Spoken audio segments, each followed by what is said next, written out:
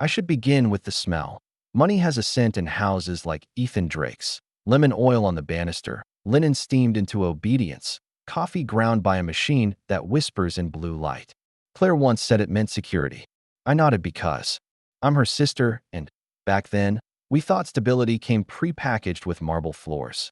My name is Monica, and I can tell you the exact moment that sent sour to it was a Tuesday night in late spring. The fountain out back looked like breath trapped in stone. Claire was in the kitchen folding napkins for a charity brunch. Ethan was late. Always late now. Her fingers kept counting edges like she was folding paper arguments. Call him, I said. Pretend it's about groceries. She rolled her eyes but dialed. One ring, too.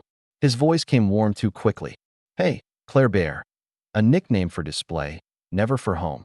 Do we need milk? She asked flatly. A pause. I'm at the office. Milk later. Big pitch. The office closes at 7. It was nearly 10. She ended the call, eyes narrowing.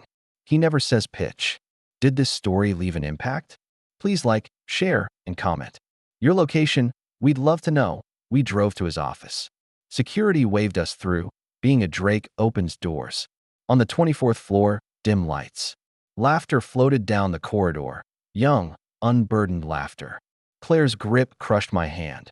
Through Ethan's cracked door, legs first, a woman perched on the desk, silver skirt flashing, his jacket around her shoulders like a coronation cape. That skirt's an apology to fabric, I whispered. Claire didn't laugh. She pushed the door open. Ethan looked surprised, not guilty. Men like him rehearse this. Claire, this is Nova. Nova smiled, all polished softness. Mrs. Drake, I've heard so much. I imagine you have, Claire said. Is this the big pitch? Let's not do this, Ethan muttered. We can talk at home. You don't come home, Claire said softly. So we came to you. I stepped forward. My sister is leaving. You can call tomorrow and explain how you forgot your vows behind the copier. Nova slid off the desk. I didn't mean to cause. You didn't cause it, Claire said. You're just the excuse. The elevator ride down was silent. Claire stared at our reflections. 3 ghosts in bruised light.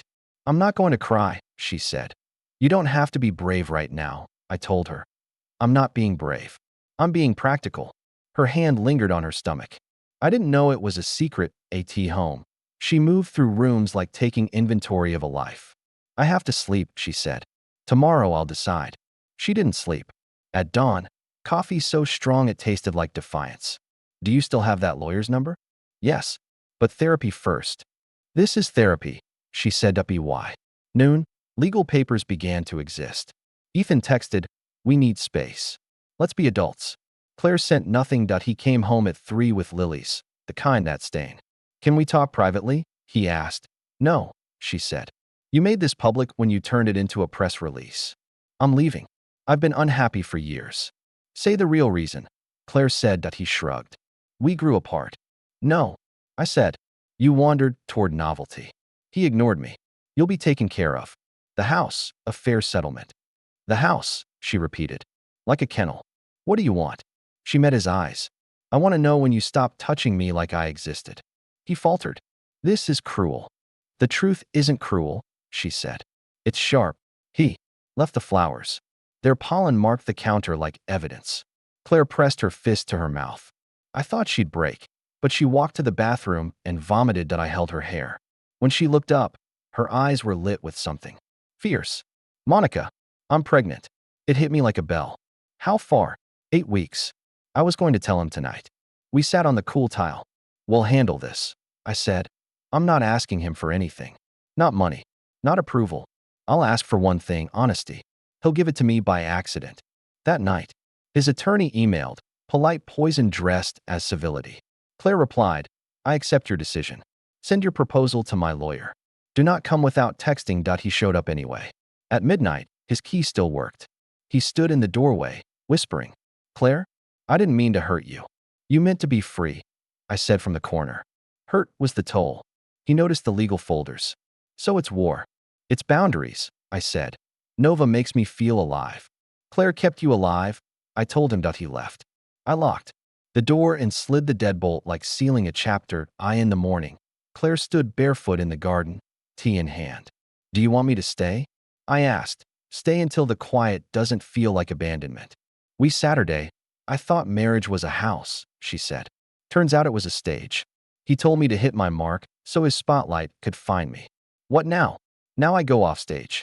I learned to breathe without applause. And telling him, when? It's strategy, not confession. A bird sang and stopped. Somewhere under all this, she said, a fire is burning. Maybe grief. Maybe anger. Maybe that's the fuel. I took her hand. Inside, lilies browned. Outside, the fountain exhaled. The house smelled different now. Salt, tea, and air. It smelled, finally, like truth. Betrayal isn't always whispered. It can be screamed in silence, printed in glossy magazines, and framed in gold. The morning the divorce was finalized, the courier didn't knock. He left the envelope on the doormat like it was trash. Claire didn't bend to pick it up. She stared at it as if touching it would stain her. I'll open it, I said. She didn't stop me. The words inside were short, legal, cold. Dissolution of marriage. Final. There was no note, no apology. Just the end of 2 decades flattened into paper. Claire sat at the table, elbows pressed into the wood. He didn't even sign it in. Pen, she murmured. Digital signature. Like unsubscribing from an email list. I pushed the envelope away. You don't need this. But she did. She reached for it, folded it, and slid it into a kitchen drawer with the birth certificates and insurance policies. Proof, she said. For later. That afternoon, Ethan went public. Not just with Nova, the model, but with a photographer, following them through Paris streets. His hand on her lower back, his smile so bright it felt artificial. It was everywhere within hours, on gossip blogs, news tickers, even a digital billboard downtown. They timed it, Claire said, watching. The coverage on mute. Waited for the ink to dry so I couldn't call it adultery in court. Legal technicality, I said. Not moral. Morality doesn't trend, she replied. For the next week, calls from her so-called friends trickled in, each one laced with curiosity disguised as concern. They wanted details. Did Nova know about the marriage? Was Claire blindsided? Was there a scandal big enough to feed their dinner parties? She stopped answering that it was during that silence that Claire told me she'd gone to the doctor. She waited until late at night, when the only light in the room came from the stove clock. I'm pregnant, she said. That I put down my mug. You told me before. She shook her head. Monica, it's 4. 4 heartbeats. The words didn't land at first. 4. She slid the ultrasound across the counter. For small orbs of light, like tiny moons in a dark universe. Quadruplets. I whispered. Yes. Her voice trembled, but her eyes didn't. High risk. I'll need help just to make it to delivery. Does Ethan know? No. And he won't. Until I decide it's useful. The doctor's warnings came like warnings from a cliffside. Bed rest. Risk of premature birth. The possibility of losing one or more. Claire listened, nodded, then folded the pamphlets into her purse without reading them again. People drifted away once they realized she wasn't going to entertain their gossip. Invitations stopped. Neighbors stopped waving. Even at the grocery store, I could feel the stares, pity, curiosity, a little disgust. They saw her as abandoned goods. She took on extra work from home, data entry for a logistics firm, because Ethan's settlement was a fraction of what she'd expected. He called it generous, she said. Generous like tossing scraps from a table. At night, I'd hear her in the next room, whispering to her stomach. I never intruded, but sometimes I caught fragments. You're not mistakes. You're mine. You will never feel unwanted. One afternoon, Nova posted a photo of Ethan on a yacht, champagne in hand. The caption, "Here's to freedom." Claire saw it while we were sorting baby clothes from a thrift store bag. She didn't flinch. Good, she said. Let him drink. Let him believe the world applauds him. It makes the fall sweeter. By the 5th month, Claire's body had changed completely. She moved slower, winced when standing, and her ankles swelled like the tides were trapped inside her. She refused to complain. Every ache is proof I'm still carrying them, she'd say. The doctor insisted on more bed rest. I moved a desk into her bedroom so she could keep working. Bills stacked up. Prenatal vitamins, specialty groceries, medical tests not covered by insurance. One night, she woke me with a knock. I found her sitting upright, tears streaking her face. I felt all 4 at once, she whispered, placing my hand on her stomach. A flurry of movement beneath my palm, like a chorus speaking in Morse code. They're telling you something, I said. They're telling me to finish what I started, she said that I in August. A mutual acquaintance cornered me at a cafe. Tell Claire to stop embarrassing herself, she said. Ethan's happy now. She should let go. I leaned across the table. Tell Ethan to remember he's not the only one with a public image. The news cycle shifted. Politics, celebrity scandals, but the whispers around town never did. Some said Claire was trying to trap Ethan. Others said the children would be proof of her desperation. She didn't fight the rumors. She let them ferment. By the 8th month, the doctor was discussing C-sections and NICU stays. Claire listened, nodded, and then asked, "What's the earliest they can survive?"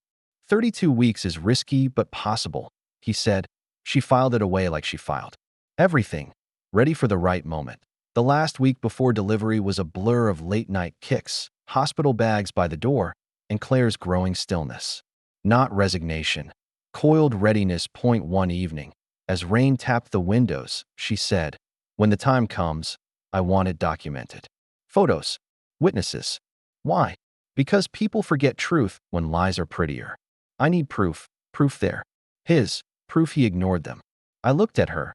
This woman who'd been dismantled in public, now building something far more dangerous than revenge. A record. She rubbed her stomach, feeling the movement beneath. Every kick is a reminder they exist. And no matter how much money he throws at erasing me, he can't erase them. That night, I dreamed of 4 small hands gripping Claire's fingers, their faces blurred by light. When I woke, she was already awake, watching the ceiling like it was a map. "What are you thinking?" I asked. "That there's power in patience," she said, "and that I'm going to make him look at them. In daylight. With cameras. So the world will see who he really is." Her voice was calm. That was the most frightening part. The hospital lights were too bright, like they wanted to bleach the truth out of everything. It was early morning when Claire's contractions began, sharp, relentless, without the mercy of build-up. She didn't panic. She sat on the edge of the bed, breathing through it, hair plastered to her forehead. "It's time," she told me, calm as someone announcing a train's arrival. The drive was silent, except for her controlled exhales. At check-in, the nurse's eyes flicked to Claire's chart, then to her stomach. Her expression carried the kind of curiosity that isn't professional, it's personal. Gossip-level personal. "Quadruplets?" she asked, eyebrows raised. "Yes," Claire said evenly. "All mine." As they wheeled her toward the delivery ward, whispers followed. I caught pieces: Ethan's name, Nova's name, the word scandal. Inside the delivery room, the atmosphere shifted to clinical urgency. Machines beeped. Gloves snapped. A doctor Claire trusted stepped in, his tone firm but reassuring. "We'll need to move quickly. Babies this early. We're talking high risk." Claire gripped my hand. "We've done high risk before." The C-section was scheduled within the hour. They draped the blue sheet across her midsection, a sterile curtain between her eyes and the surgery. She didn't flinch when they made the incision. Her voice was steady. "Monica, remember what I told you. Record everything." I said, "Yes." Every name, every face. At 10:17 a.m., the first cry tore through the room. A boy. His wail was sharp, almost offended at being brought into the world. Claire smiled faintly. "That's Gabriel," she said. "He'll be the shield." 2 minutes later, a girl emerged, smaller, but with a piercing cry that made the nurse blink. "Sophia," Claire said. The voice. Another minute. Another boy, silent until they touched his foot, then roaring like he'd been storing it up. "Lucas," she whispered. The heart. Finally, at 10:23, the smallest girl. She didn't cry. She looked around with slow blinks, as if memorizing every face. Claire's hand twitched toward her. "Isla." The eyes. I wrote every detail, my hands shaking. The room swarmed with specialists. Each baby was taken to a warmer, their vitals checked, tubes readied. Claire couldn't see them yet, but she asked questions in rapid fire. Weight, breathing, color, reflexes. "They're strong," the doctor assured. While they worked, my phone buzzed. A headline flashed. "Ethan Drake's former wife gives birth amid emotional struggles." The article quoted a close source claiming Claire had been fixated on holding on to Ethan through the pregnancy. Claire saw my face. "Read it," She said that I hesitated. Read it. I read. Every line was crafted like a blade, cutting her credibility, painting her as a desperate, unstable woman clinging to a man who had moved on. She closed her eyes. Good, she murmured. Good? I asked. They're underestimating me. That's leverage. She asked for my phone. With one hand trembling from anesthesia, she began saving the article, screenshot by screenshot. They won't be able to delete it when the narrative flips. Hours later, she was in recovery, the quadruplets in the NICU. The sterile smell clung to her, but she radiated something stronger. Purpose. You'll stay with them? She asked. Always, I said. She nodded. And you'll write down every interaction. Who visits? Who doesn't? I knew what she meant. Ethan's absence would be documented just as much as his presence. The next morning, the PR spin intensified. Another article appeared, photos of Ethan holding hands with Nova outside a luxury store, captioned, Businessman Drake celebrates new chapter. Not a word about the births that I showed Claire. She studied the photo, then handed it back. Do you know what's more powerful than anger, Monica? What? Receipts. And I'm collecting them. She asked me to print each article, label it with the date, and store it in a binder. When the time comes, I'll open it like a book in court. The NICU visits became our routine. Gabriel kicked against his blanket like he was fighting something only he could see. Sophia cried until she was placed in Claire's arms, then went silent. Lucas gripped my fingers so tightly I thought he'd never let go. Isla watched everything, her tiny brow furrowed as if already judging the world. Claire whispered their names each time, like casting a spell. You are not secrets. You are not shame. On the third day, a nurse came in with flowers. From Mr. Drake, she said. The card read, wishing you health. No signature, no mention of the children. Claire laughed, a low, dangerous sound. He's treating them like bad press. I leaned closer. And what are you going to do? Turn them into the headline he can't escape. When discharge day came for Claire, without the babies, who needed more time in NICU, she walked out without tears. I'm not leaving them, she said. I'm going home to build the stage. That night, she sat at the dining table, pale but alert, binder open. She flipped through her growing archive. Hospital wristbands, birth certificates, medical reports, and every sliver of PR garbage Ethan's team had put out.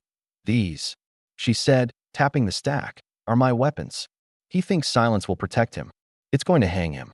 Her voice didn't waver. And for the first time since Ethan walked out, I believed we were not just surviving. We were preparing for a war. People think time heals. It doesn't. Time doesn't even notice you. It just drags you along until you either learn to swim or drown quietly. For Claire, swimming meant working herself to the bone. The quadruplets came home one by one from the NICU, Gabriel first, Isla last. By the time they were all under the same roof, Claire's days had no edges. Morning bled into night, night into something worse. Her maternity leave was a fiction she couldn't afford.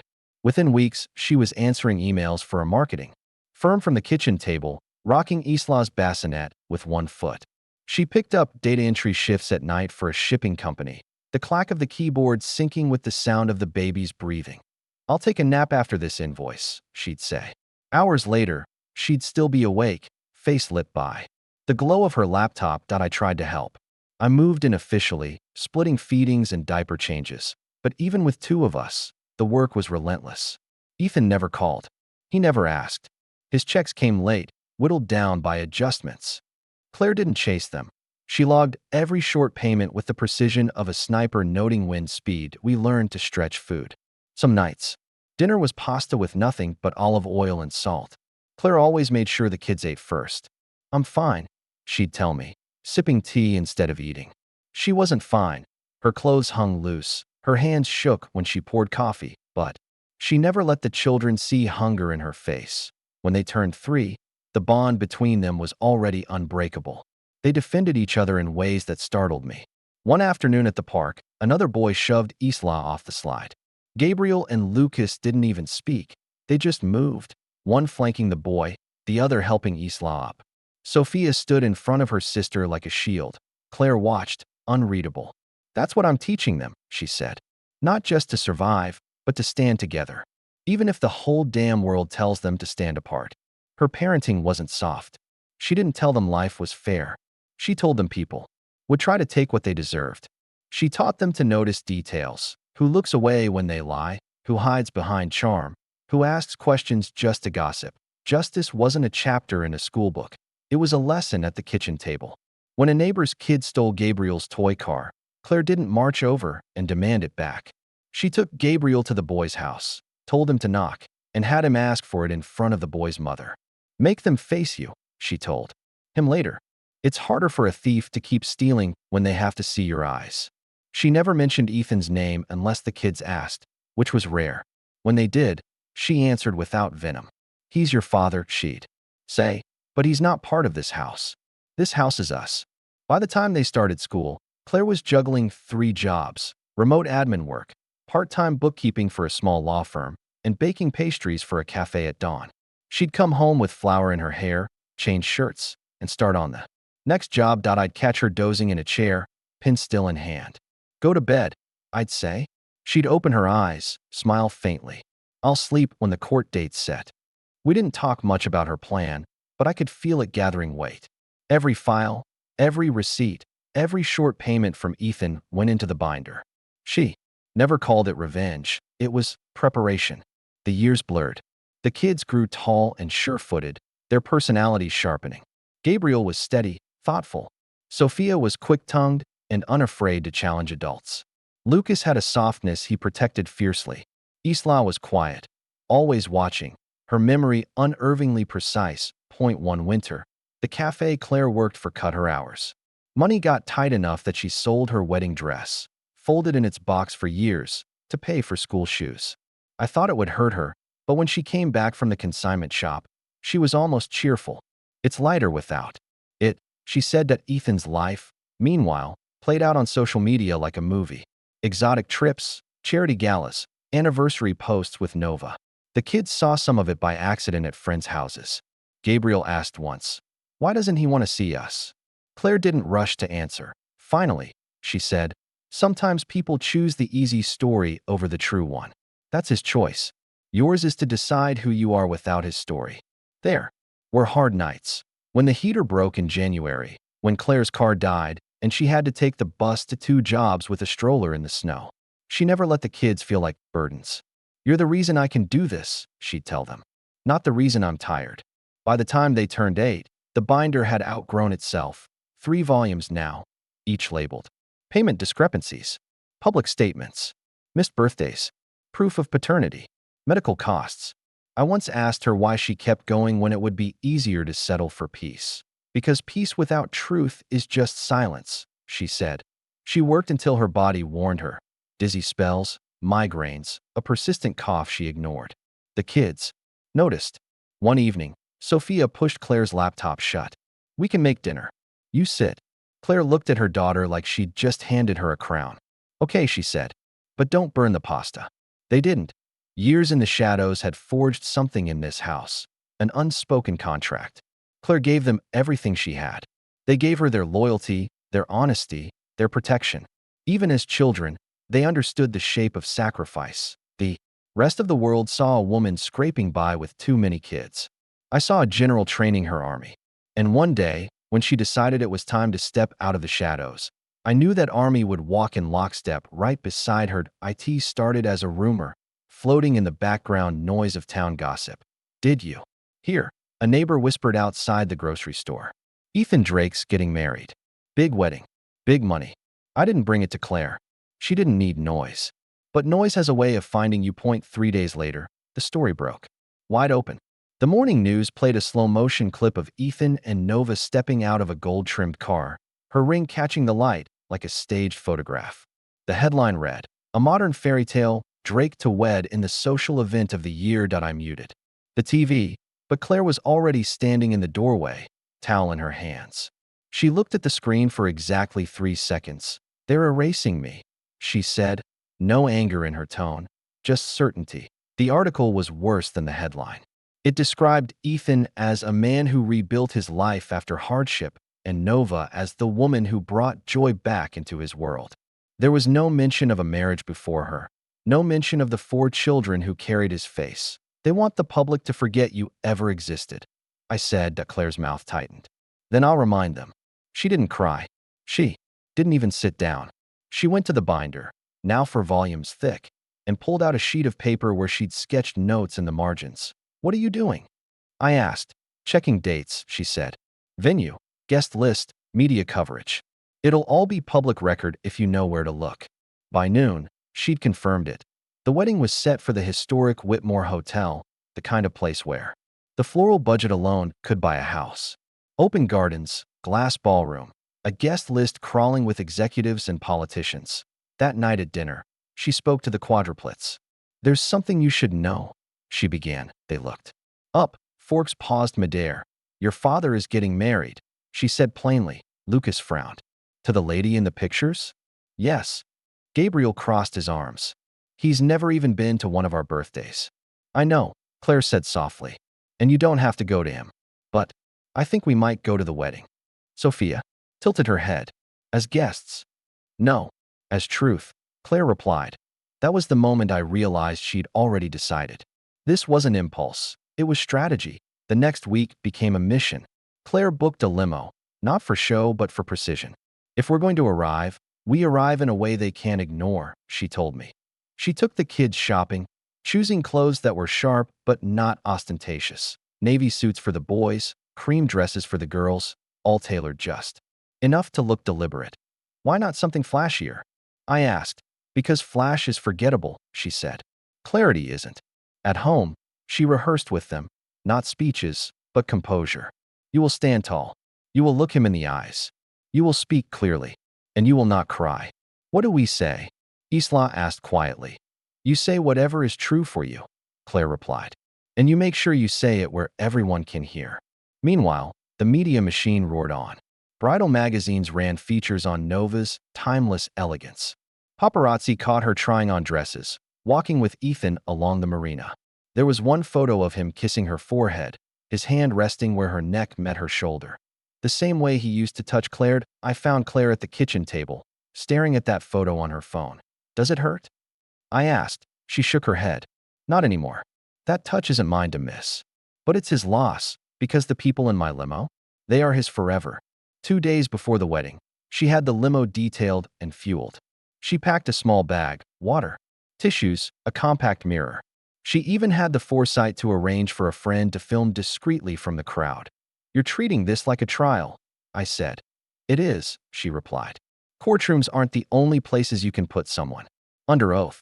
The night before, the house was quiet. The kids were in bed, their clothes laid out for the morning. I found Claire in her room, looking over the binder one last time. You don't have to do this, I told her. She met my eyes. I do. If I let them tell this story without us, they'll write us out of it forever. You think it'll change him? She smiled faintly. No, but it'll change the record. And that's enough. At dawn, she woke them gently.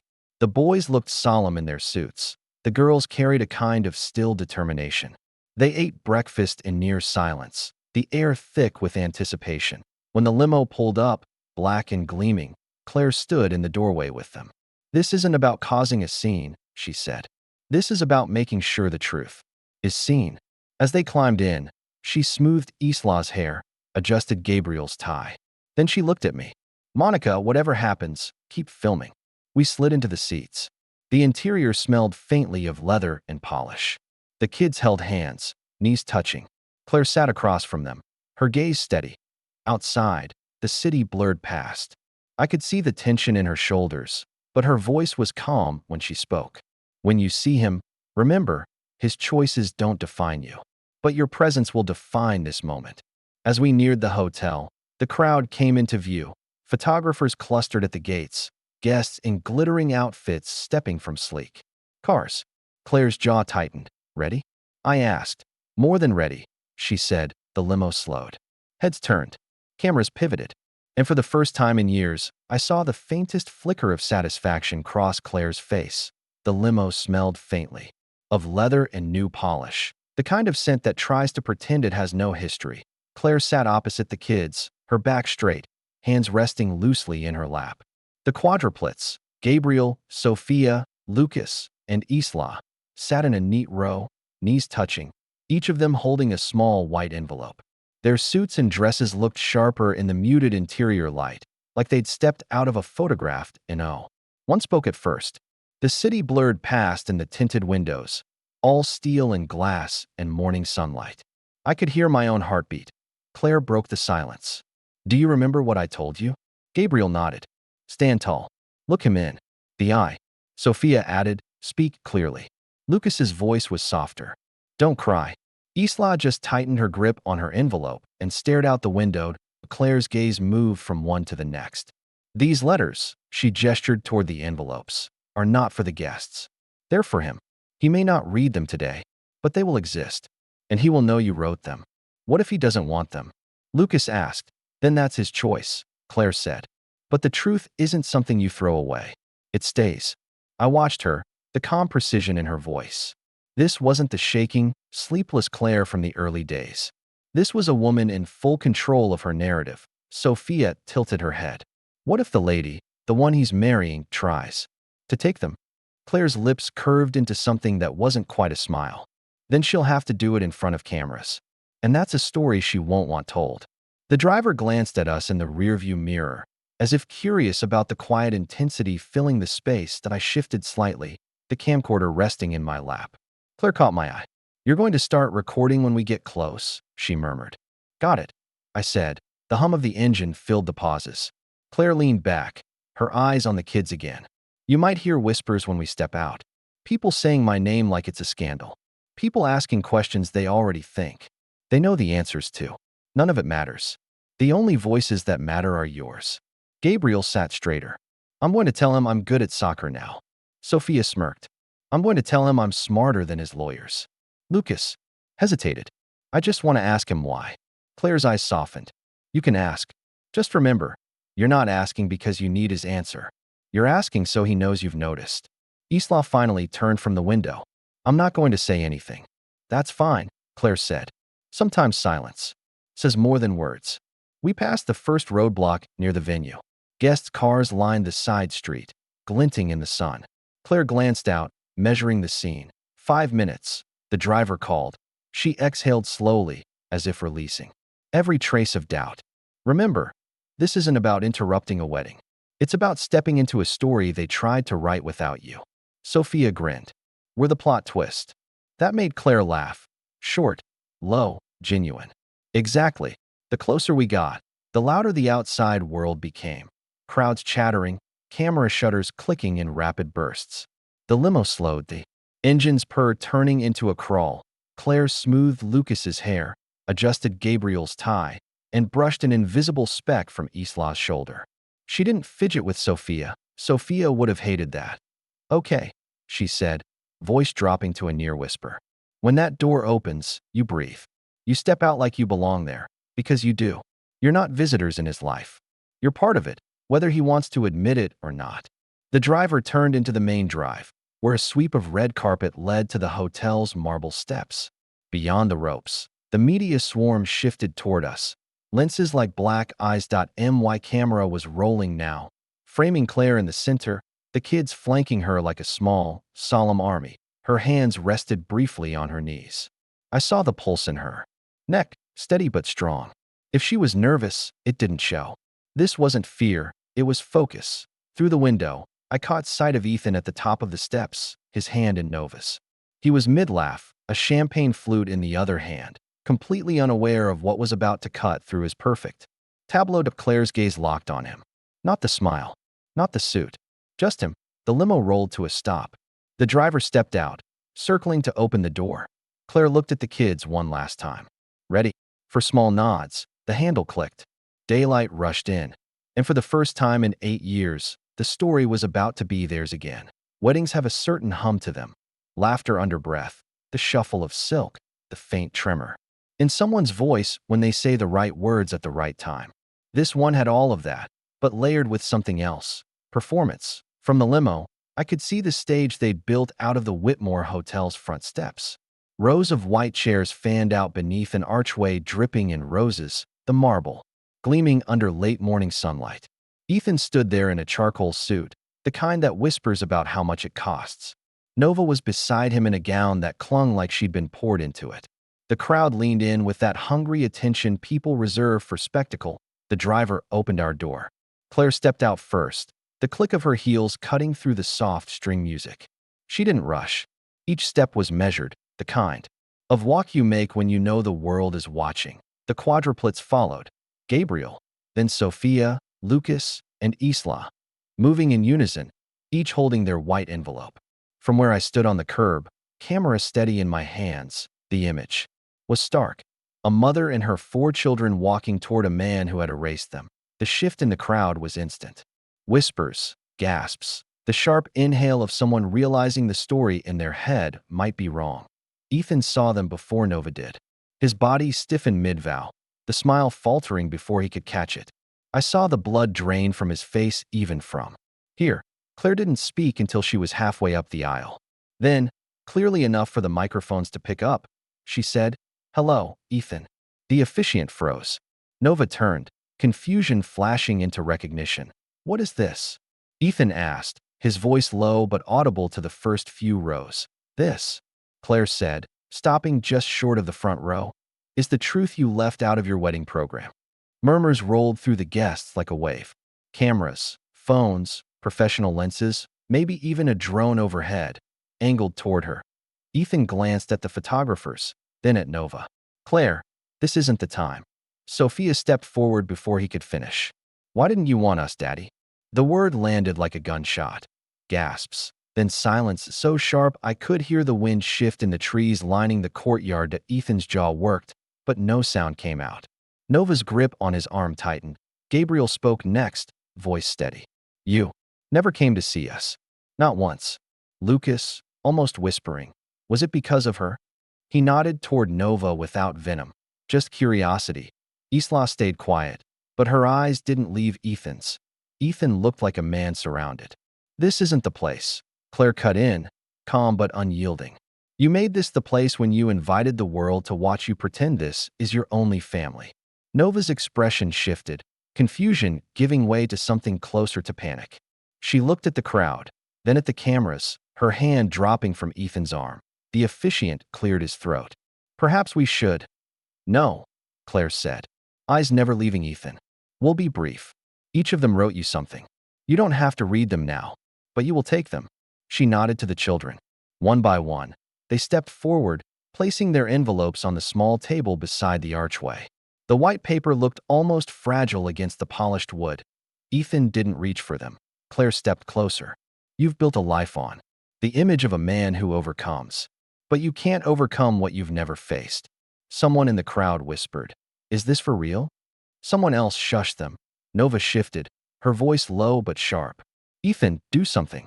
He didn't move. Claire turned to the children. "We're done here." But Sophia wasn't. She looked back at Ethan, eyes bright. "When people ask about you, I'm going to tell them I met you once. At your wedding." That hit him. I saw it. A flicker, like a man realizing the scar would be permanent. They turned to leave, Claire at the lead, the children behind her.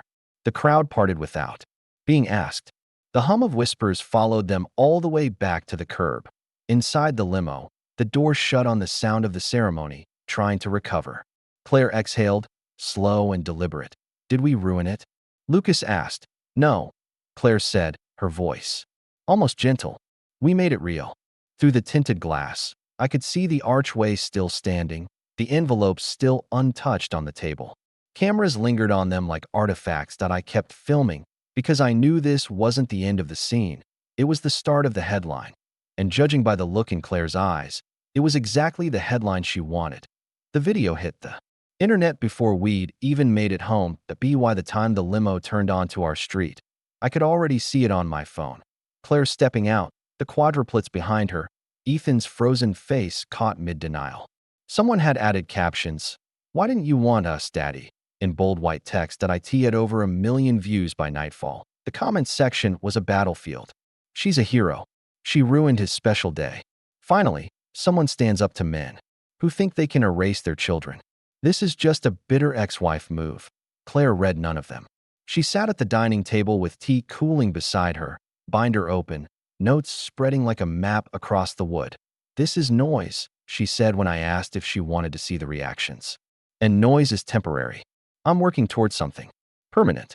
The next morning, it was everywhere. Morning talk shows, gossip sites, even business segments dissecting what the scandal meant for Ethan's corporate image. Point one anchor on a national network replayed the moment Sophia spoke. Why? Didn't you want us, Daddy?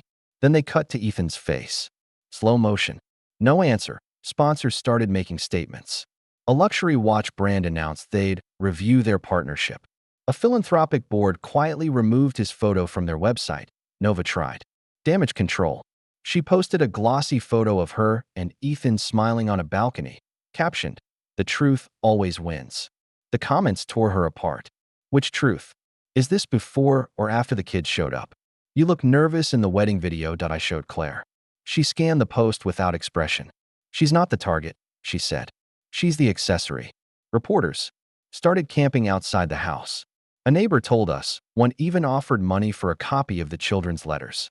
Claire told the kids to stay away from the windows, but she didn't hide. When a young female journalist approached her in the driveway, microphone shaking in her hand, Claire didn't wave her off. "I have no statement," she said, "because my statement has already been made. You saw it." The clip of that went viral too. Not all of it was admiration. Hate found its way in, anonymous emails calling her manipulative, comments accusing her of weaponizing the children. Claire didn't answer those either.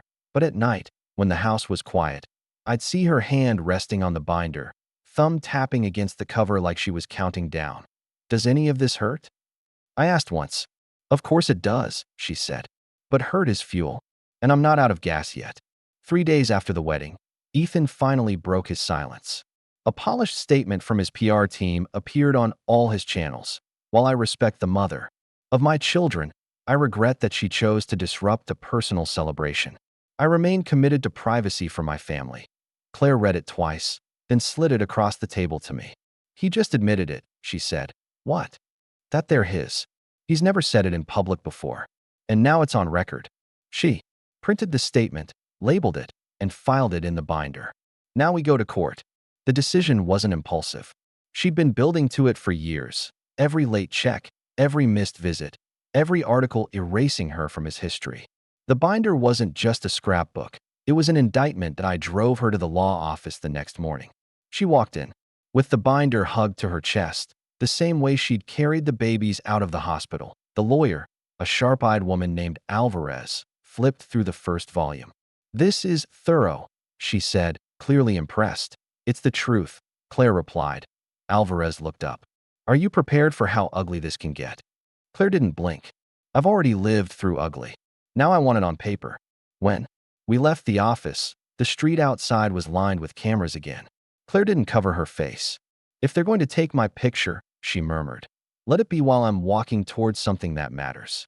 The kids picked up on the shift. They asked fewer questions about the wedding and more about what would happen next. Claire kept her answers simple. "We're telling the truth in a place where it can't be edited." One evening, as I was making tea, Sophia came into the kitchen. "What if Daddy doesn't come to court?" Claire, who was folding laundry at the table, said, "Then the judge will come to him. The law doesn't like to be ignored." The video from the wedding continued to climb in numbers. A talk show invited Claire to speak. She declined. "I'm not here to entertain them," she said. "I'm here to finish this." Ethan's camp tried new tactics. Rumors about Claire's finances, whispers about her mental health. None of it stuck. Each claim was met with receipts, documents, timelines. Alvarez handled the rebuttals like a fencer, each counterstrike landing clean. The night before the first court filing, the house was quieter than usual. The kids were asleep. Claire sat at the kitchen table with the binder open to the page marked Day 1. It held the first article from the wedding announcement, before we'd ever planned the limo, before the envelopes that I sat across from her. "Do you think he knows what's coming?" She closed the binder slowly. "He's going to find out." The next morning, we walked out the front door into a wall of flashbulbs. Claire didn't look away. And for the first time since the wedding, she smiled.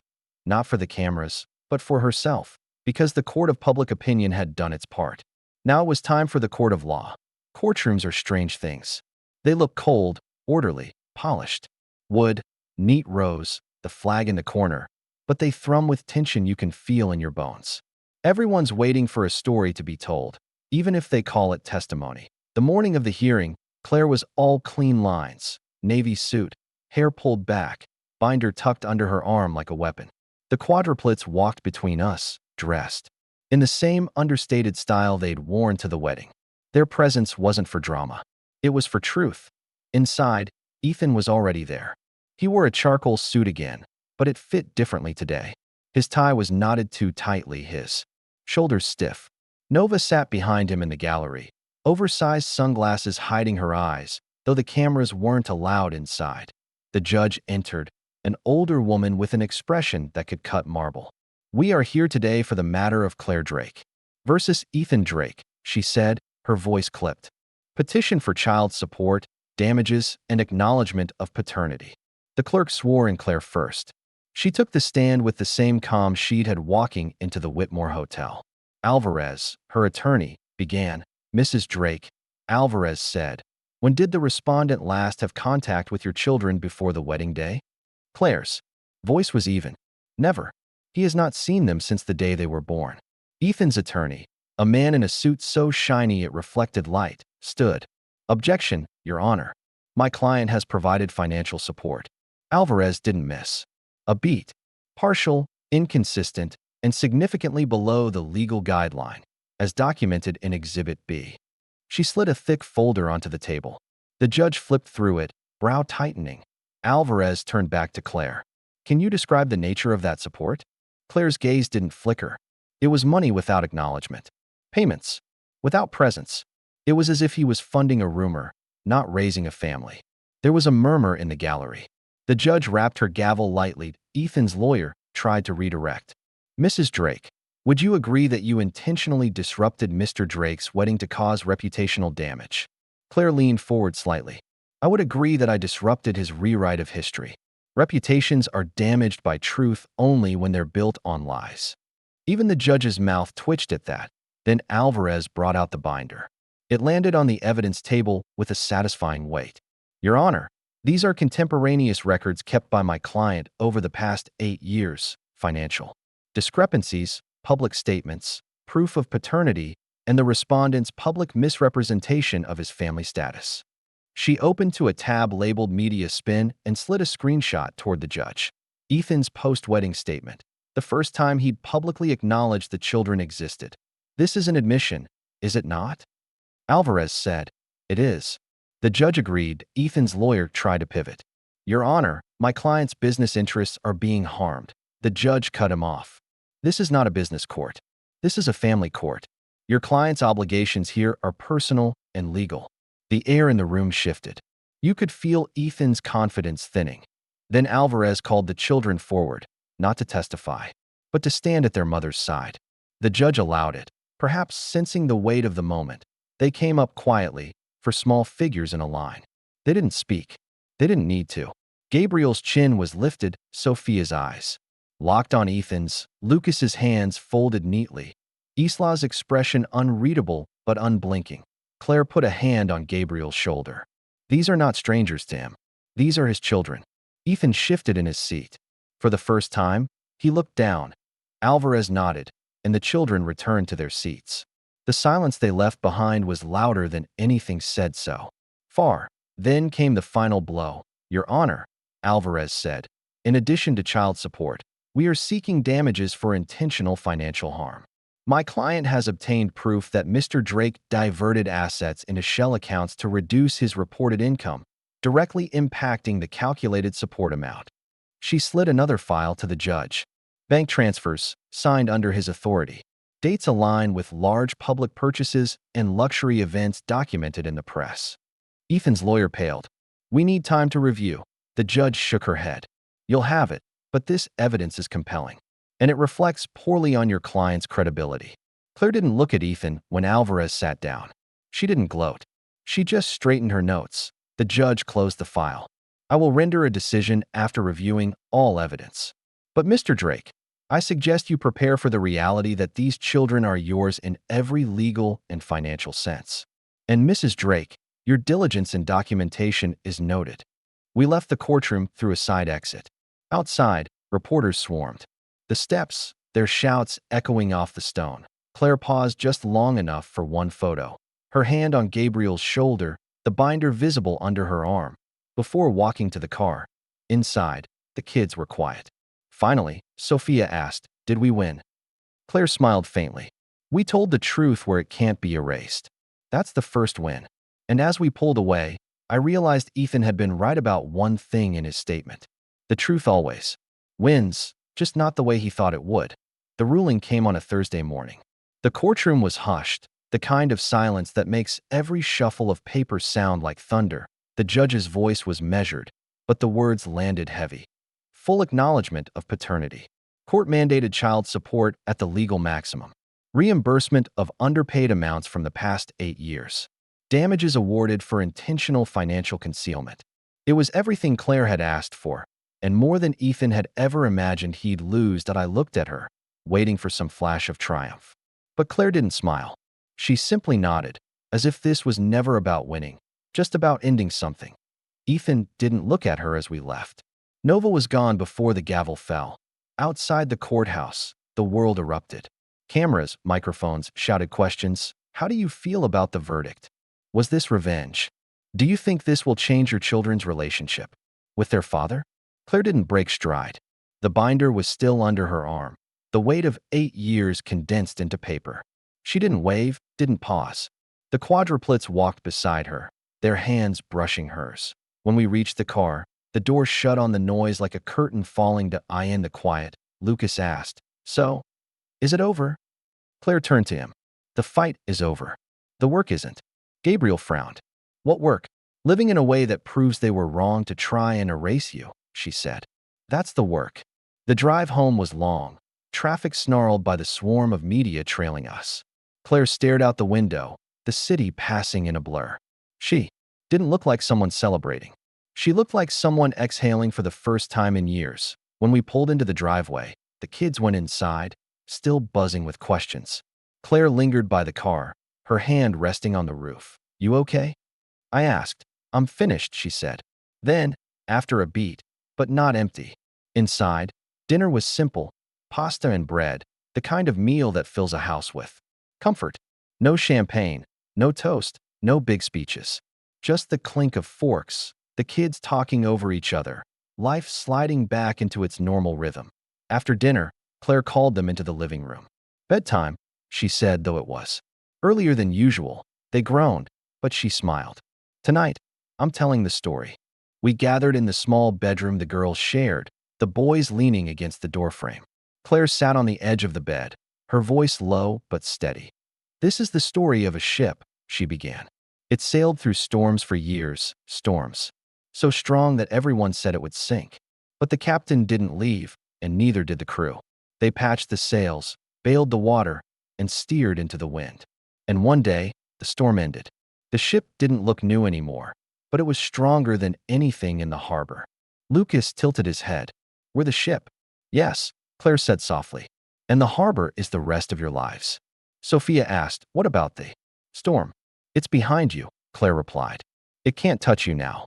Isla didn't speak, but she reached for Claire's hand. When the story was done, she tucked each of them in, Gabriel first, then Sophia, Lucas, and Isla. She whispered something to each one that I couldn't hear, and maybe that was the point.